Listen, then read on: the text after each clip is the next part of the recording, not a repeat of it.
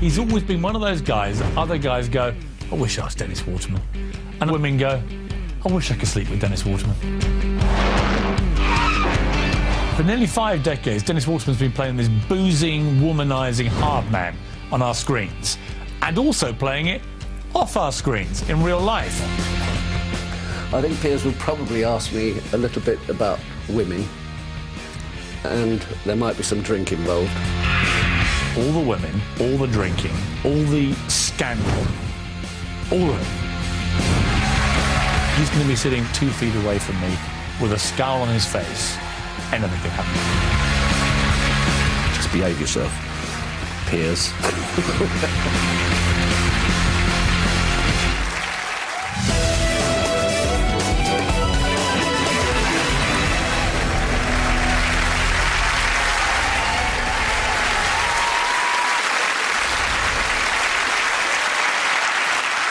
Now, Dennis, I have been looking forward to this, probably more than any other live story that I've ever done. I mean, you don't do many interviews. Why, honestly, do you want to do this now? Amanda Redman was insistent I did it. And she said, I think you should do it because not enough people know that, you know, you had a life before Minder. We found this great statistical evidence. You made it onto the top 10 sexiest men on TV list several times. And in 2008, you appeared twice in the top 10 TV hard men list, beating the Incredible Hulk and Ross Kemp. It doesn't get better than that, does it? None of which applies anymore. What do you feel are the biggest misconceptions about you? Firstly, the tough stuff. I mean, I can fight because I come from a boxing family. Except my mother, who was a Labrador. Anyway, it has been used before, so... I don't know, womanising, drinking, all the good things in life, all wrong. Is that a misconception, Dennis, or...? I can drink, actually, I'm quite good at it, but I keep getting employed, so it doesn't get in the way, you know. Is the image that everybody has of you, which is of the rough, tough guy, how far removed is it, in reality, from the real Dennis Waterman, do you think? It's a million miles away, honestly. I haven't had a fight since I was at school, I don't think. I mean, primary... Really? No. And I haven't got anywhere close. I'm not at all interested in that side of the world. When I assumed at the peak of Sweeney and Minder powers, there'd be people in every bar you ever went into going, come on, I'll see how hard you are. No, actually, it's quite interesting, because I thought this could happen, and... people treat me like they know me. Even, I mean, John and I were in a bar and... John Thorpe? Yeah, you're those two out at Sweeney, aren't you? You think you're hard, don't you? You go, no, not really, we're just actors. You go, yeah, but you're just like the bloke who nicked me. You're banged to rights, it's perfect. And I was in Glasgow in a bar on my own, which is very, very rare, but I was supposed to meet people and they were late. And I saw this place that looked like a wine bar, which you would think is kind of safer. They are, I suppose. It wasn't. It was just a subterranean pub. And so I ordered a Guinness and chatted to the barmaid just for something to do. I didn't have a newspaper and stuff. And one of those little Glaswegians went, hey, sure that hard man off the telly, eh? And I thought, I don't know what to do here, because I went, well, I can look after myself if it's absolutely necessary. He went, I told you it was him. What do you want, Bob? Thanks for that. And it's really weird. I get guys who you think, oh, this could be a pain in the neck, and they say, come and meet my mum. Dennis Waterman, let's see how you've made your name as the godfather of TV tough guys. He was a streetwise London geezer who starred in hit TV series The Sweeney and Minder. Warning you, I'm going to chin you, little man. Bit of a hellraiser. The hardest man on telly. He was the tough right-hand man to John Thorpe. Yeah, we're the Sweeney, and we ain't had our dinner.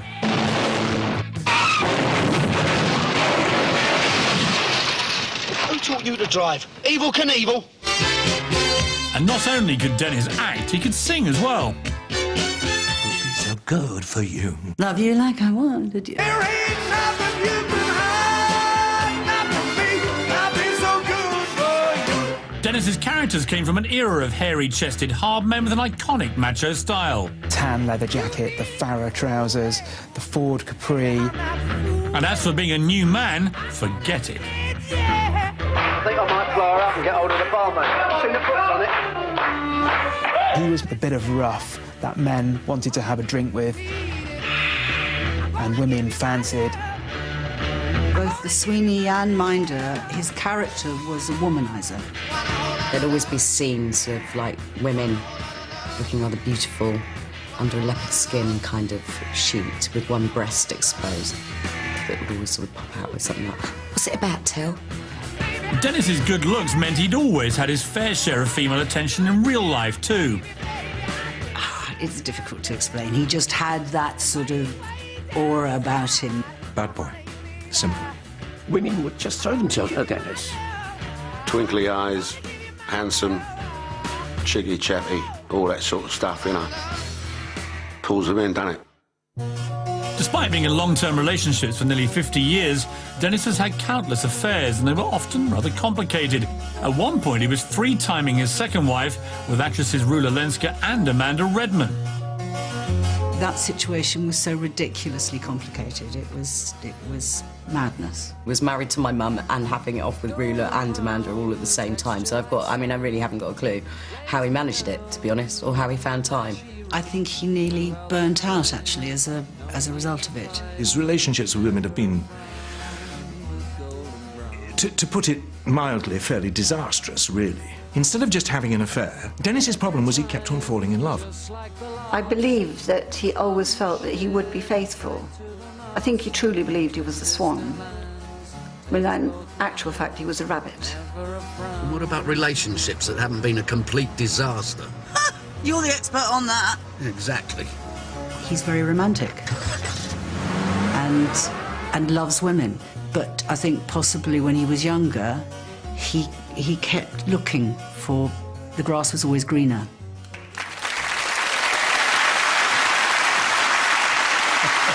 Is that the time? You don't need anything else from me, do you? Well, Thanks, everybody. What did you make of all that? A lot of it was very accurate. I think I wasn't on the prowl all the time or hunting. Things would happen. No, I was just very lucky. It's like my career. I mean... Your daughter expressed surprise as to how you had the stamina to keep up with, at one stage, 3 women at the same time. I mean, this is quite unusual, Dennis. I mean, you're married... It wasn't quite at the same time. I think at that time I wasn't actually at the marital house. But you were still married, technically? Technically, I was still married, but we were separated. Right. And you were going out with Amanda Redman? Well, no, I was, yes and no.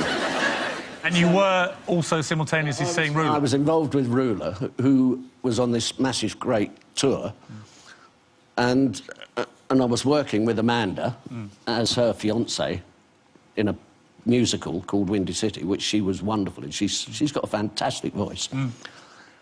And there's lots of other things about her that are fantastic. And you couldn't forgive yourself if you didn't fall in love with Amanda. Do you feel, when you look back at that period in your life, do you feel proud of yourself, ashamed of yourself, somewhere in between? What do you really feel about it? There has to be more shame than pride, but, you know, it wasn't a plan. I never meant to go get this far. You know, this is ridiculous. What are you doing? And... Must have been a nightmare, your life, Dennis. I mean, all these beautiful women hunting you down. It's like another person I'm talking about. Does it feel like that? Yeah, it does, yeah. It became horribly complicated, and I was a bit off the tracks. Hannah's right. I was very close to a kind of crack-up at that time, you know, but I didn't, and we got through it. How many times do you think you've been properly in love in your life, when you look back? I don't know. I mean, at the moment of thinking I was in love, I was fully, properly in love. And so it's quite a lot. How many? How about have a guess? 6. So you know? No, I don't know. It was a guess, you said. Do you remember how many women over the years that you've enjoyed company with? Could you have a wild stab in the dark? No, it wasn't about... Unfortunate choice of phrase, but I mean... Quite often a short stab, but that's the one there. No, it was never about notches. I mean, every now and again, it was like, I'm going to get hold of her, whatever happens. But no, I have no numbers, numericals. I mean, we'd have to assume... Well, you can assume what you like, I'm not saying it. You were referred to by a friend of yours as totally amoral. This was an actor friend called Tim Carlton who said this to your first wife, Penny. How do you plead to that charge at that time? Guilty, I guess. Yeah? Look, I'll tell you what, when I met Tim, 1966, we were working at the top of the King's Road, which was the absolute epicentre of the world at that time, fashion-wise, women-wise. And on that very day, they invented the pill and the miniskirt. You couldn't help but be immoral. It was what everybody did, you know. It was the 60s, the swinging 60s. And we swung. And you swung with the best of them? Yeah. When you were in your teens, you had a passion wagon, and it was a bubble car, yeah? There it is. Well, the door opens. There's actually quite a lot of room in there. I used to tell birds, I go to a party, and I go, I've got a white convertible outside. And I did. I had a white one of those with a sunroof. Well, when they first It didn't work, mate. When they first saw the bubble car, how did they react normally? It's better than getting wet. Or waiting at a bus stop. No, I don't think they were deeply impressed. You met your second wife, Pat Maynard, at a wrap party for the Sweeney. And 3 months after you met, she became pregnant. And in 1975, your famous daughter, Hannah, was born. What do you remember about that time in your life? Well, I don't think I was... I'm certainly not a new man, but I don't think I was a terrible father. Have you ever changed a nappy? Oh, yeah. Yeah, I did all that proper stuff, yeah. Really? Yeah. Yeah. I just can't imagine star of Sweeney and Minder changing nappies. So you were a bit of a new man, really. More sensitive than people might imagine. Well, I hope so.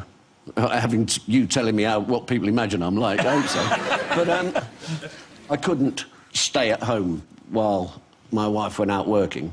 Well, I mean, obviously, if I had to, if they were children, but I couldn't do that as a life decision. I'm not that sort of new man. Were you quite traditionalist? You know, you felt the woman should stay at home and you should work and provide and so on? Yeah, I think I'm actually quite Victorian in those sort of views, which has also been suggested of me that I'm chauvinistic, but I don't think I am. I think there is a place for women, or it's nicer if the woman stays at home and the man goes out and earns the money. Yes, I'm just kind of old-fashioned like that. Did you have a moment later when you broke down? I did crack up.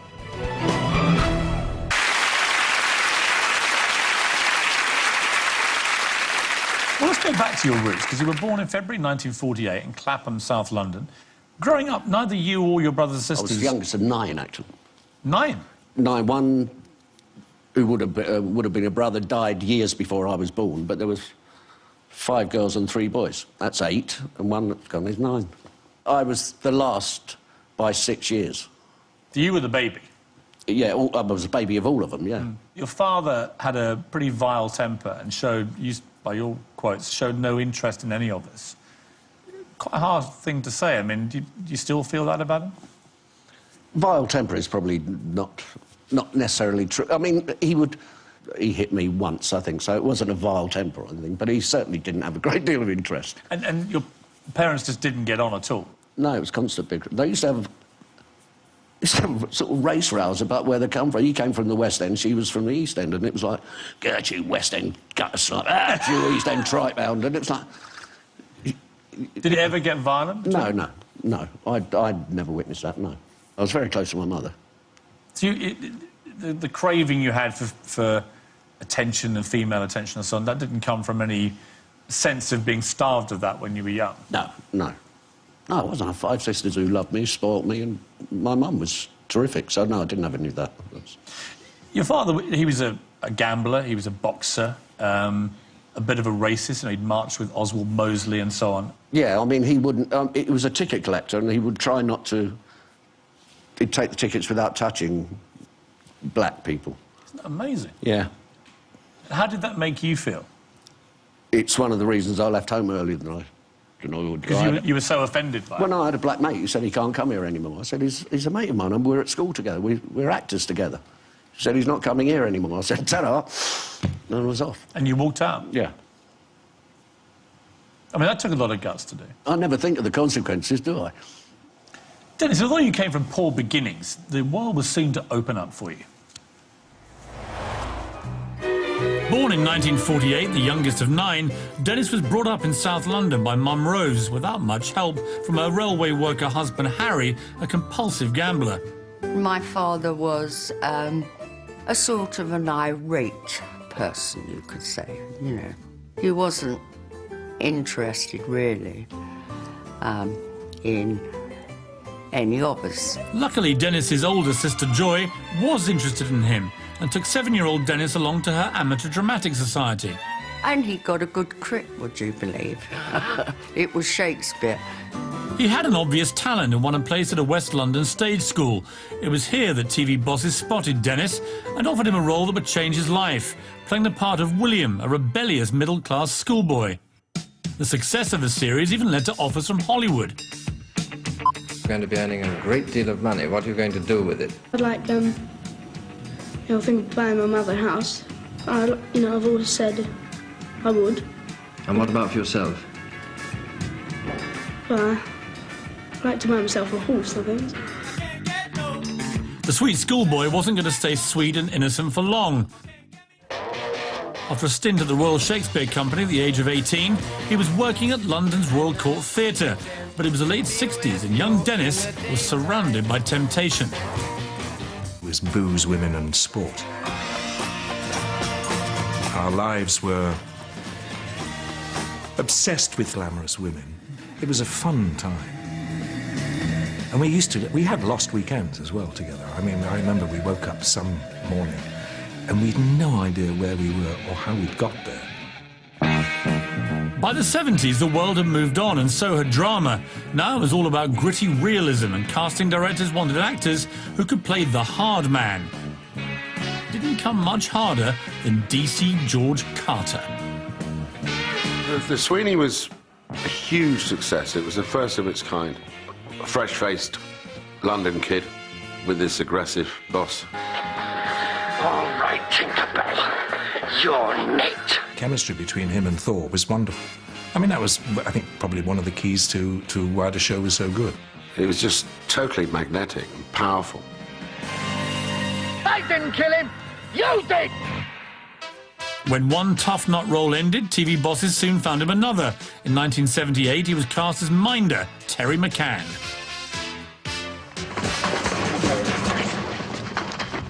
He relishes playing the tough guys. I used to dream about hitting geezers like you know that? There's an edge to Dennis that you don't mess about with. His brother was a boxer, was a champion boxer. And Dennis was into boxing as well. But he knows how to handle himself.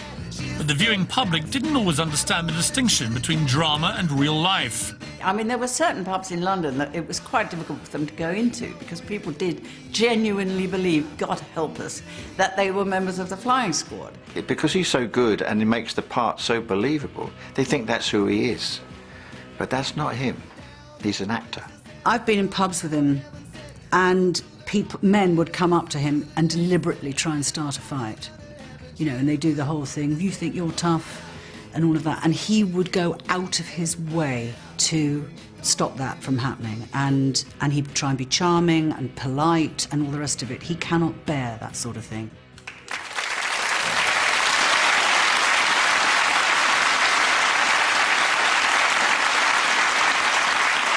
It's also called cowardice. I hate being hurt, personally. Even your current paramour, Pat, said in that VT there that, you know, you like playing the hard role. Oh, yeah, I like playing it. It's good fun, isn't it?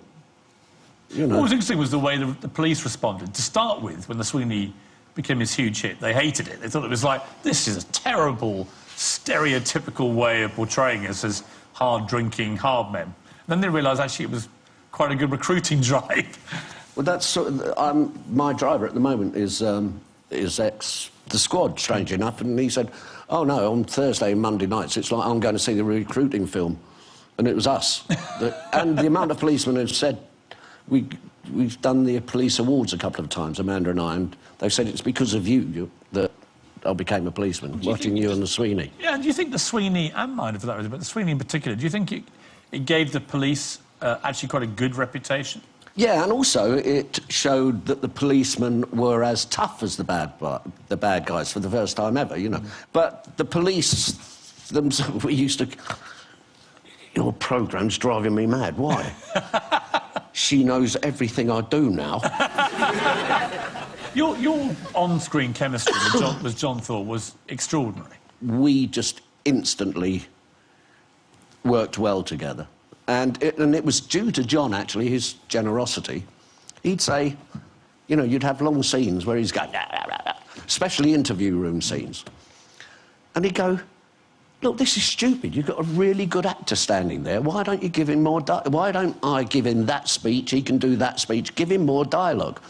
You know, which is not what all stars are always about. And then it did become more equal in a way. Do you think you were very lucky that you worked with him and George Cole, two of the great television actors, certainly in British history, you could argue? I think I've been unbelievably lucky in my whole... there's about 5 people, about 3 of them are dead now, who I wouldn't want to work with again. But to go from John to George, the luck is unbelievable. George Cole always said that you and he were just complete opposites, and that was what made it work so well. What we do say is that he taught me to do crosswords and I taught him how to swear. Do you stay in touch with George? Yes, yeah, he doesn't live that far from me, so we do. He's a little bit frail now. Mm. But we just had such a fantastic time. Remarkable actor. Let me just go back to your family briefly, because you were a hugely successful child actor. You went on to great success as an adult actor. Your mother was diagnosed with cancer in 1974 and died the following year. You were filming The Sweeney at the time, and the story goes that you arranged for the timing to be such. This was in your lunch hour from Sweeney filming, and you went to the funeral in the lunch hour and then went back to work. Is that right? Yeah, yeah. Why was that? Because I was so ingrained in the show must go on thing. It's deeply embedded, the show must go on. I don't believe the show must go on anymore. I don't believe that. And that would never happen again, you know. Do you regret that? Do you wish you... Yeah, it was horrible, yeah. I mean, it wasn't actually even horrible on that day because, you know, what is a funeral? You're saying goodbye to someone, but there's nothing involved for her. And yet you were able to go back to work within minutes of her funeral? Yeah, I mean, it sounds horrible, and it wouldn't... well, hopefully I won't ever have to make that decision anymore, but it's kind of what we were trained is the sort of thing you should do. And, you know... Did you... Nobody was upset by it, and... Did you have a moment later when you broke down? Yeah, we did. We were doing a night shoot, and there was drink involved, I must say. But I did crack up and said, I'm going home. I didn't treat my mother's death seriously enough. You know, but it's weird when your mother is 45 when you're born, so you're always expecting her to die. As soon as you become old enough to know about life and death, this old lady is going to die soon. You know, you can't do anything about it. Did you hit Ruler? Yeah, I mean, yes, I think twice.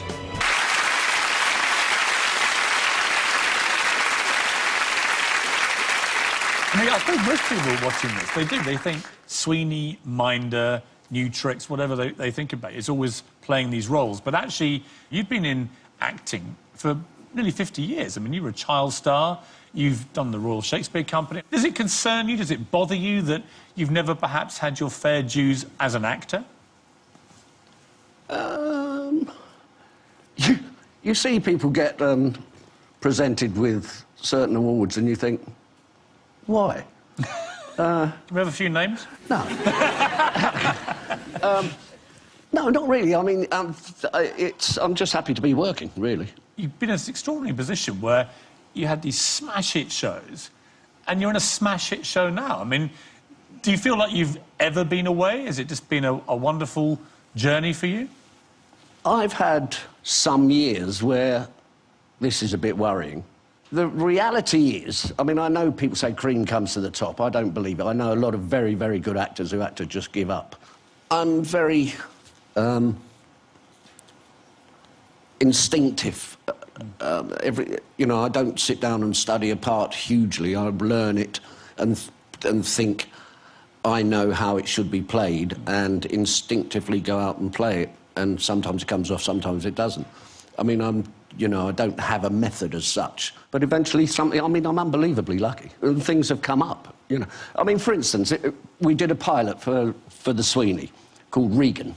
And if there had been another director directing that, my career may have been totally different. Tom Clegg knew that I could box, knew that I was fit, I could run. But if it had been another director, it could have been somebody else's life, you know. Dennis, for you, the drama hasn't always been just on screen. When it comes to marriage, Dennis has done things the hard way.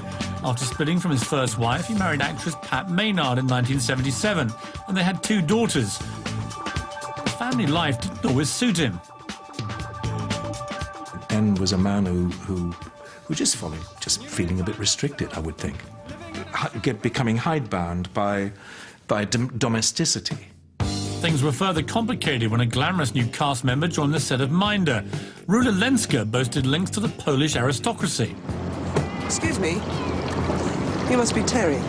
He fancied her like mad. Proposition. Sexual, I hope. He's thinking, stone me, here am I, and I've got this Polish aristocracy who's fallen for me. He said, I'm going to have a bit of that. Because I think also he would be deeply flattered by it. Here's my number. We don't need the others. Yeah, you're a right little fighter, aren't you? I think he bought into all of that nonsense that she was this amazing countess with this, you know, kind of mystical allure. And he was her bit of rough. Will you call me? Got your number, haven't I? Over the next 3 years, the secret affair gradually became public and signalled the end of the road for his marriage to Pat. Those of us on the production side were all terribly, terribly upset because we thought, well, we cast her. Maybe we should never have... If we hadn't cast her, he wouldn't have met her. It would have been all right. 6 years after meeting, Rula and Dennis tied the knot, but not everyone was convinced it was a match made in heaven. They were not well suited. They were kind of in lust with each other, really. But actually, their 2 characters were sort of diametrically opposed to one another. Suddenly, he's into a kind of glamorous world that really he's not comfortable with. But actually, he's quite happy to stay indoors and watch football. Please understand that that is who he is. He will not change. At the end of the 80s, Dennis had financial problems, was drinking more and now constantly arguing with Rula. The fights were incredible. It was fireworks all the time. He had broken up for about a year and then went back, which we, you know, well, learn by your mistakes, but he didn't. Finally, after 11 storming, exhausting years, the couple split for good. It was very sad. It was like watching a car crash. Dennis was deeply distressed. But worse was to come when 8 months later, Rula went to the papers with allegations of domestic violence. No one really knows what happens behind closed doors. You know, I've never actually seen him raise a fist or hand to anyone, I have to say. I've never seen the slightest hint of any violence at all.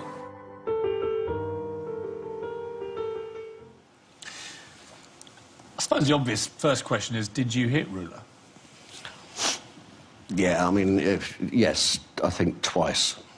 And what were the circumstances? Quite honestly, I can't remember. We were going through a horrible, horrible time, and we were, as they said, we were arguing a great deal. And you know, the problem with strong, intelligent women, some people might disagree about that, but is that they can argue well. And if you know, there is a time when you can't get a word in and you kind of lash... I lashed out. There was no... I couldn't end the argument, so I lashed out at her. Did you punch her? Yeah. No, I don't think I punched her, I slapped her. How did you feel after doing that? Actually, I must have punched her one time, because she did have a black eye, so I must have. I'm unbelievably ashamed that it ever happened. I mean, really ashamed. And it's never happened before, and it's never happened since, so... just a terrible happening in my otherwise quite exciting life. You've never hit any other woman ever? No. Ruler disputed the number of times that this had happened. Her version was that you often beat her, she ran trembling from the marital home, blinded by tears and fear. That's actually not true. I mean, it's not true.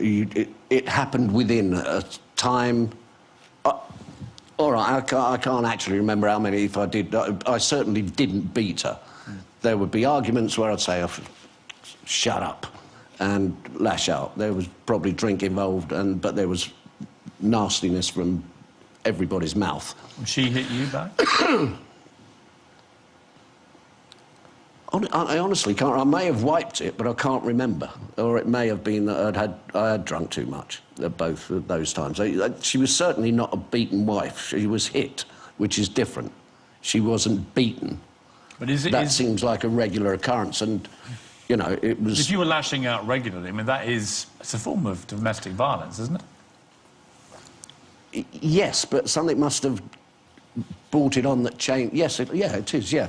But it must have... Does any amount of verbal abuse from a woman, or goading, or whatever it was that she was doing to you, does anything ever, in the end, looking back, anything justify a man punching a woman? No, not at all.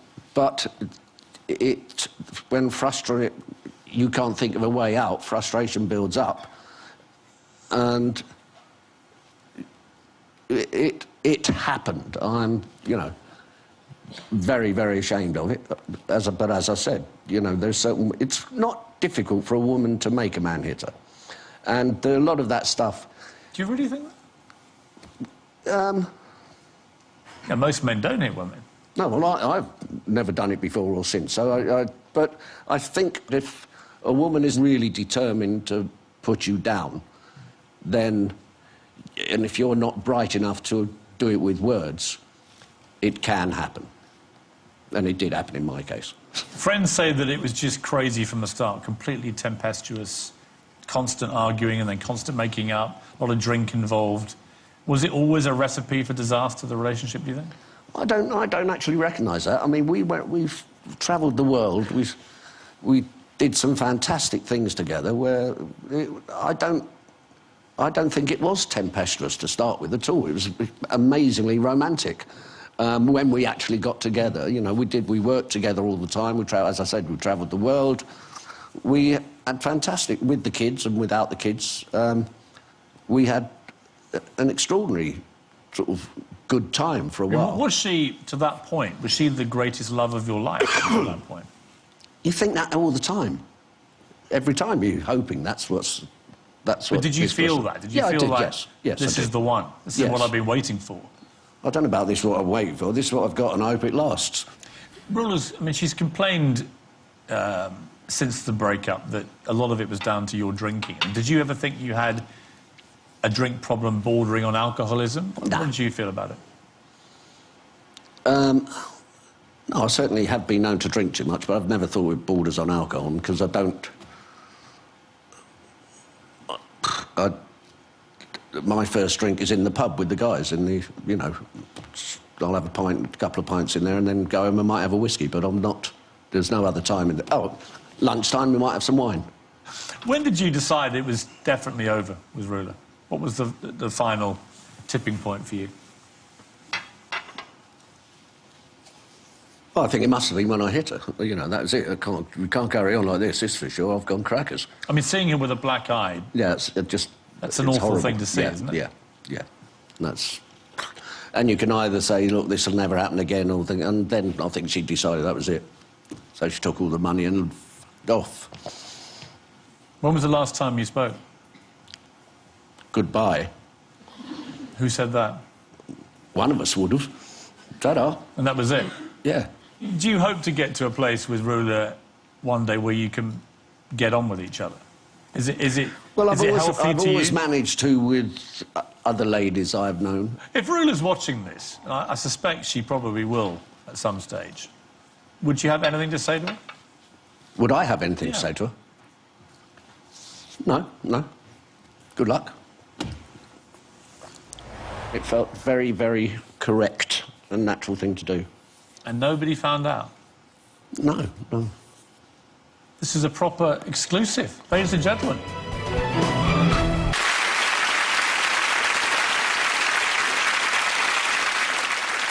In 1996, you were appearing in Panto, where the assistant stage manager was a woman called Pam Flint.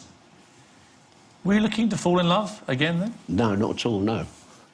When did you realise that you and Pam were falling for each other?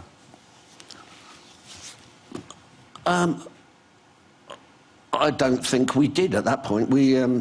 She kissed me goodnight, I think, on Christmas Eve. And she was going to her car, and good night, I said good night, and she kissed me. And then she kissed me. And what were you thinking when she did that? Oh. Here I go again. Yeah. What you doing for Christmas? Can you cook? Pam has said that you were still suffering from the stress of the breakup with Rula. How did Pam help you come out of all that? Well, we just really, really like each other. And she... although Pam was helping stage management, she is one of... although she's very glamorous and is... like, doesn't know who anybody is. She didn't know who I was when we met, for instance. She hasn't... Probably an advantage. Yeah. And so wasn't involved in the showbiz side of me. You know, in the showbiz side because we were doing a play together. But, and I don't know when I knew this, but she has absolutely no desire to make me something I'm not, which is what had happened a big time before. And we just really like each other. Dennis, after a long career, you're still going strong. Listen, that's a bit of London's heritage you've just thrown away. It was 2003. After nearly 50 years in the business, Dennis's career was having a second wind. I think New Tricks has been like a real turning point for him. I think it's great that he's back on the telly again. His role as an ex-cop gave him a chance to appear on screen with his daughter Hannah. Emma, you're right. You do not have to say anything. Where were you? Level 4. We said level 5. Get some backup. Thank you. So the character who plays in New Tricks is really George Carter from The Sweeney grown up, and I think a lot of people respond to that. Dennis also found fame with the younger generation after being lampooned by the Little Britain team.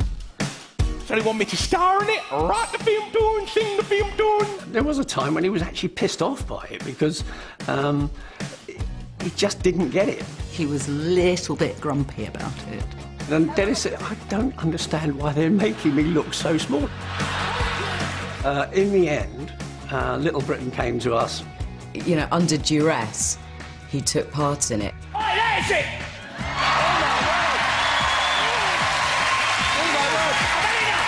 It's a real Dennis Waterman. And, of course, it did his street cred no end of good. Tell me exactly what is the point of this sketch? New Tricks was riding high in the ratings, and Dennis's home life with partner Pam was going strong too. Pam is right for him. He knows that the grass ain't greener. You know, he absolutely has his Mrs. Perfect. He's just so happy with her, you know. It's very, very nice to see. But in 2006, Pam became seriously ill. I was told I had bladder cancer and that I had a 50-50 chance of living between 1 and 3 years unless they operated. His family of sisters and daughters and wives and everybody had said, Dennis won't cope with this. Poor thing, he was devastated. Whilst he sort of coped on the outside, I think inside he was pretty torn up. But Dennis was Pam's rock throughout her gruelling treatment. Every scan, every x-ray, every surgery, every appointment, he was at my side. They were both incredibly brave, incredibly strong, and he was absolutely there for her. That's when you find out what people are made of. And that's when I knew who Dennis was 100%. I can't tell you, he was just wonderful. I could not have had anyone better.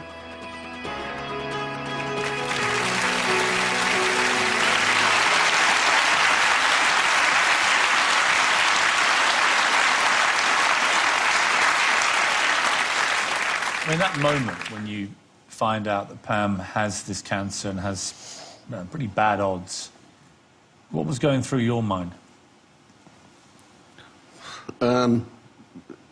We've got to get her to hospital quick. You know, there are options. We could wait for 18 months, or we could do it. We've got to do it immediately. I mean, the first time you actually hear that word relating to any of someone you love who's still alive, it's really horrible. I mean, she's talking a load of cobblers. I did whatever anybody would do.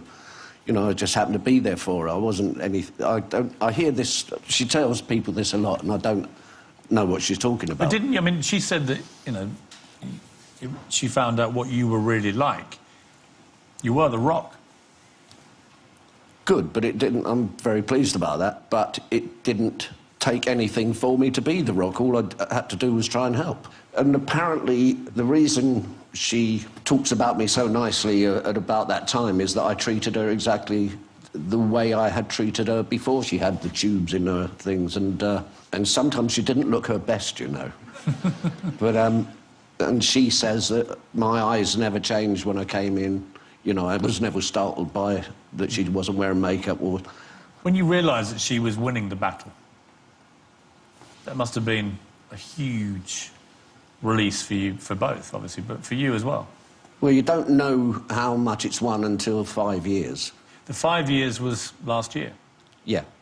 What was that moment like when you realised? Well, every year it's another checkup, and it's like, OK so far, and no, that is a relief. That is fantastic news. What is absolutely amazing is that we actually can reveal something that the press don't know, which is that you got married. Yeah. Late last year. Nobody knows this. There were just 2 witnesses, and you proposed. Tell me about the proposal. It was... Do you think it'd be a good idea if we got married? Who said that? Me. Do you think... You old romantic. Yeah, you know. It felt very, very correct and natural thing to do. And nobody found out? No, no. Congratulations. Thank you.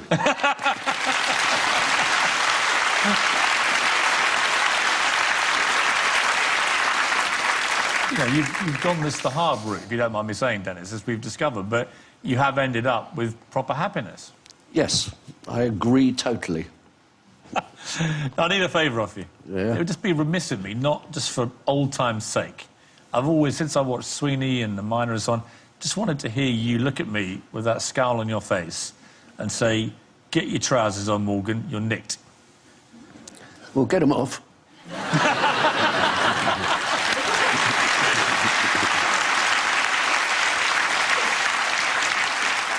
Come on, you can do this. Get your trousers on, Morgan, you're nicked. Dennis Waterman, thank you very much.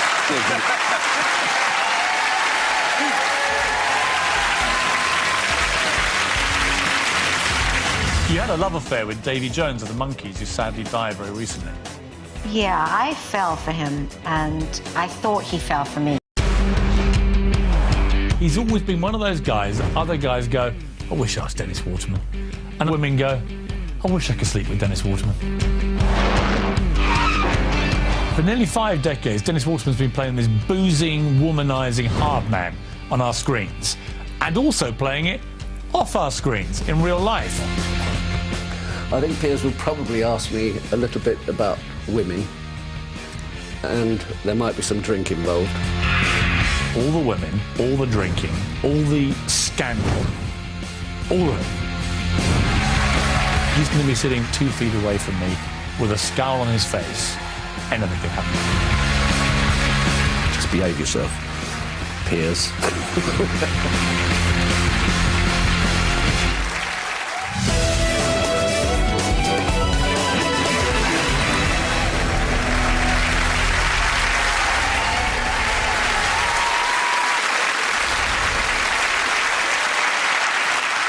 Now, Dennis, I have been looking forward to this, probably more than any other live story that I've ever done. I mean, you don't do many interviews.